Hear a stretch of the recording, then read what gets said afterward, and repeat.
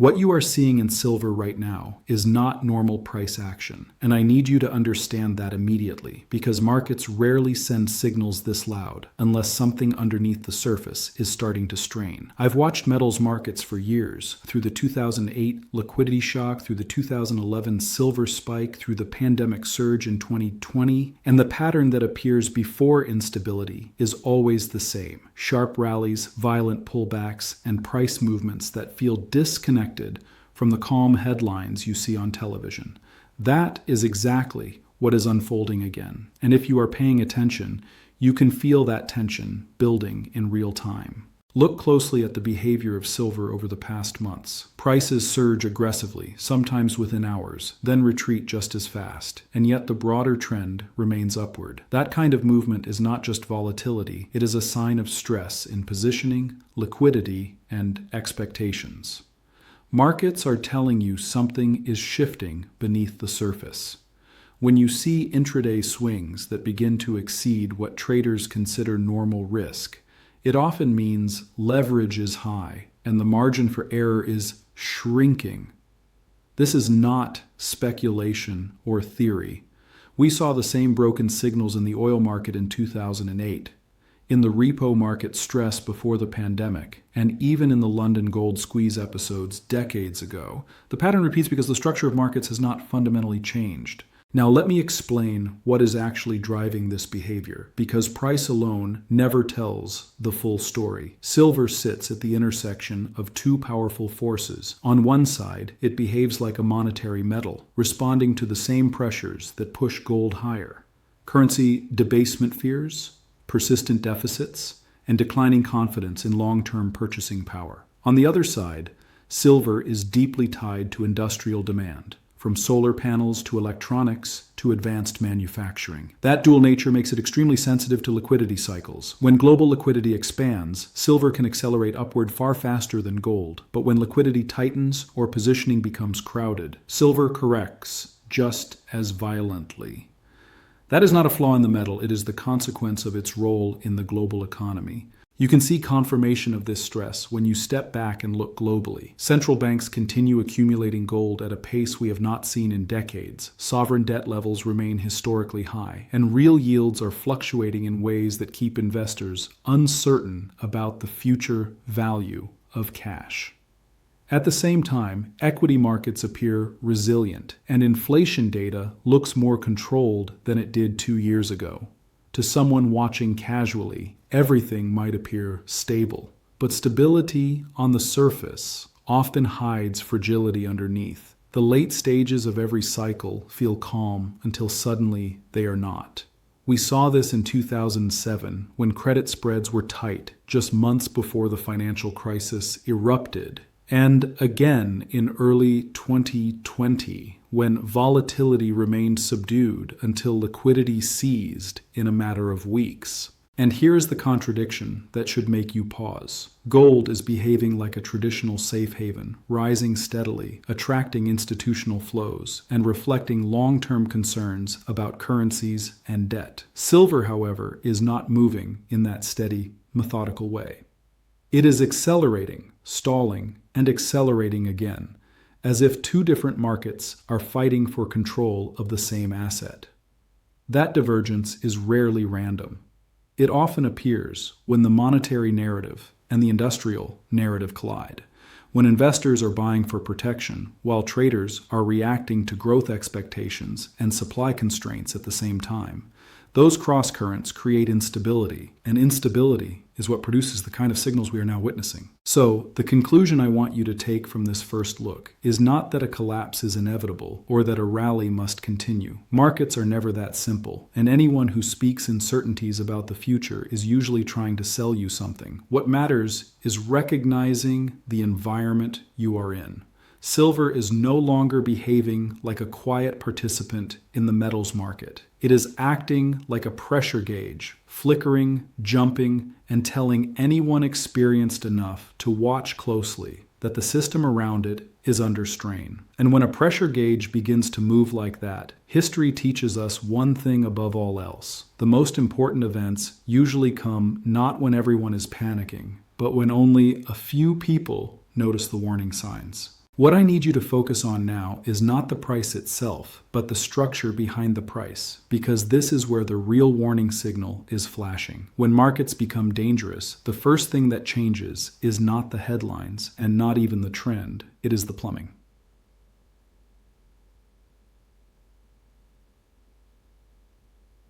And right now, in the silver market, that plumbing is starting to show stress in ways that experienced observers recognize immediately. You are seeing sharp price spikes followed by fast retracements. You are seeing unusual swings around options expirations. And you are seeing persistent discussion about physical supply tightness and delivery pressure. Those are not random events. Those are the kinds of distortions that appear when the paper market and the physical market begin to drift out of alignment. I want you to understand what that means in practical terms. Futures markets, by design, operate on leverage. A relatively small amount of physical metal supports a much larger volume of contracts. That structure works perfectly well in normal conditions, but history shows us that when confidence begins to wobble, leverage stops acting like a tool and starts acting like an amplifier. Think back to the nickel market disruption in 2022. When a short squeeze forced trading to halt. Think back to the Hunt Brothers episode in 1980, when the silver market itself experienced extreme stress and violent price movements because positioning became too concentrated. The mechanics are different today, but the underlying principle is exactly the same. When too many claims exist on a limited underlying asset, volatility stops being orderly and starts becoming chaotic. Now, look at what is happening in silver through that lens. You are seeing inventories discussed more frequently. You are hearing about backwardation appearing in certain segments of the market. And you are seeing traders react aggressively to even small changes in liquidity conditions. Backwardation, if you are not familiar with it, is not just a technical term, it is a signal. It means that the market is placing a premium on immediate delivery rather than future delivery. In commodities, that often indicates tightness or fear of tightness, and fear alone can be enough to destabilize positioning. When traders begin to worry about whether material will be available tomorrow, behavior changes rapidly. Hedging patterns shift, spreads widen, and volatility feeds on itself. At the same time, you must look at the broader financial environment to understand why this matters so much now. Global debt levels are at historic highs, and governments are carrying obligations that would have been unimaginable 20 years ago. Servicing that debt depends on interest rates, and interest rates depend on inflation expectations and central bank credibility. That entire chain is fragile. We have already seen periods where bond markets became unstable, where yields moved sharply in short periods, and where liquidity in what was supposed to be the safest market in the world, the U.S. Treasury market, became strained. When that kind of instability exists in the background, any asset that reacts strongly to real rates and liquidity conditions becomes extremely sensitive. And here's the part that most casual observers miss. The equity markets can remain strong, the headlines can remain calm, and yet stress can still build in isolated segments of the financial system. That is exactly what happened before the Asian financial crisis in 1997, before the credit crisis in 2008, and before the liquidity shock in March 2020. The early warning signs never appear everywhere at once. They appear in corners, funding markets, commodities, currency spreads, or in this case, a metal that sits at the intersection of monetary and industrial demand. Silver is one of those corners. You may be wondering why volatility itself should matter so much. After all, markets move up and down all the time, but the character of volatility tells you what kind of environment you are in. When volatility rises gradually and in response to clear events, markets are adjusting. When volatility spikes suddenly, repeatedly, and without a single dominant catalyst, it often means positioning is unstable. It means liquidity is thinner than it appears, and it means that small shocks can produce disproportionately large reactions. That is what makes a signal dangerous, not the direction of the move, but the fragility of the structure supporting it. I have watched cycles long enough to tell you that these moments are rarely recognized in real time. Most people only see the significance of these signals after the fact, when charts are reviewed months later and analysts say, that was the turning point. But when you're in the middle of it, the signs feel subtle, almost easy to dismiss. A few unusually large daily moves, a few unexpected reversals, a few technical indicators behaving differently than they normally do. Individually, each of those signals means little. Together, they form a pattern that becomes impossible to ignore once you have seen it enough times. So what you are witnessing right now is not just a strong silver market. It is a market sending stress signals through volatility, through structure, and through behavior that is becoming increasingly erratic. That does not tell us precisely what will happen next, and anyone claiming certainty is overstating their knowledge. But it does tell us something extremely important. The environment is changing, the margin for error is shrinking, and the forces moving beneath the surface are becoming more powerful than the calm narrative you hear on the surface. And when markets reach that stage, history teaches us one thing very clearly.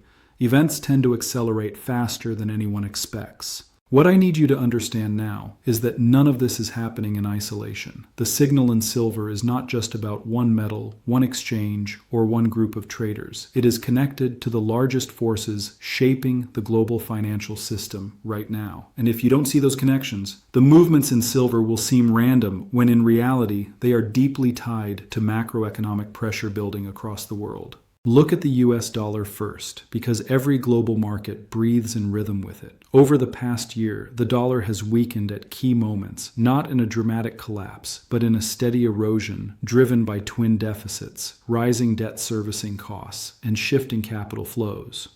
When the dollar softens, commodities priced in dollars naturally rise, but that is only the surface effect.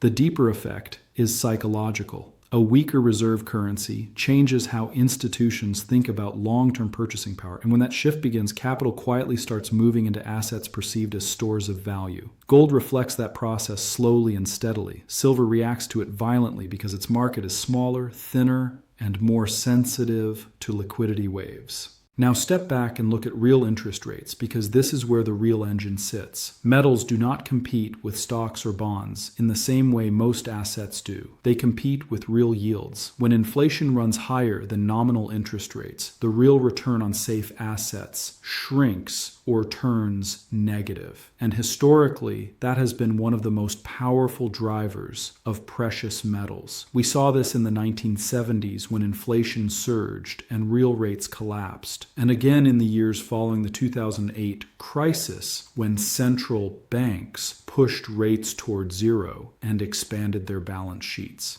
Today, even though inflation appears more controlled than it did 2 years ago, real yields are still unstable, moving in response to every data release and every shift in expectations about central bank policy. That instability feeds directly into metals markets, amplifying volatility rather than calming it. And then there is liquidity, the factor most people overlook because it is invisible until it disappears. Global money supply expanded massively during the pandemic era, and although central banks have attempted to normalize policy, the system is still saturated with liquidity compared to historical norms. That liquidity does not flow evenly. It moves in waves, chasing returns, rotating between equities, commodities, currencies, and bonds. When those waves move into smaller markets, like silver, the impact is magnified. Prices can rise faster than fundamentals alone would justify, and when liquidity pulls back even slightly, the reversals become sharp and unsettling. I have seen this pattern repeatedly in emerging markets, in technology bubbles, and in commodity cycles. Liquidity is the tide, and silver is one of the boats that rises and falls the fastest with that tide. Now consider geopolitics, because this is another layer of pressure that cannot be ignored. The world is more fragmented than it was a decade ago. Trade routes are being reshaped, supply chains are being re-engineered, and major powers are increasingly competing over strategic resources. Silver plays a role in energy transition technologies, electronics, and advanced manufacturing. which means demand is influenced not only by economic growth, but by industrial policy and strategic stockpiling. When countries begin to prioritize resource security, markets can tighten unexpectedly, and those tight conditions often reveal themselves first through volatility and pricing anomalies, rather than through official announcements. But here is the contradiction that makes this moment so unusual. At the same time that these structural pressures are building, financial markets in general still project an image of stability. Equity indices remain elevated, corporate earnings have not collapsed, and central banks communicate cautiously but calmly. To many observers, this looks like a soft landing scenario, and yet, beneath that calm surface, debt levels remain extreme, fiscal deficits continue expanding, and the cost of servicing that debt is rising faster than many governments are comfortable admitting. That tension between surface stability and underlying fragility is exactly the environment in which sudden shifts occur. I want you to think about March 2020 for a moment. In January of that year, markets were strong, volatility was low, and few people believed a systemic shock was imminent. The warning signs were there, but they were scattered, subtle, easy to dismiss. Funding markets were tightening, supply chains were showing strain, and certain commodities were behaving erratically. Then, within weeks, liquidity evaporated and markets moved with a speed that shocked even experienced professionals. The lesson from that episode is not that the same event will repeat, but that systems under strain often appear stable until the moment they are not. So, when you look at silver today, you are not just looking at a commodity chart. You are looking at a reflection of currency dynamics, real interest rates, global liquidity, industrial demand, geopolitical tension, and investor psychology all colliding in one place.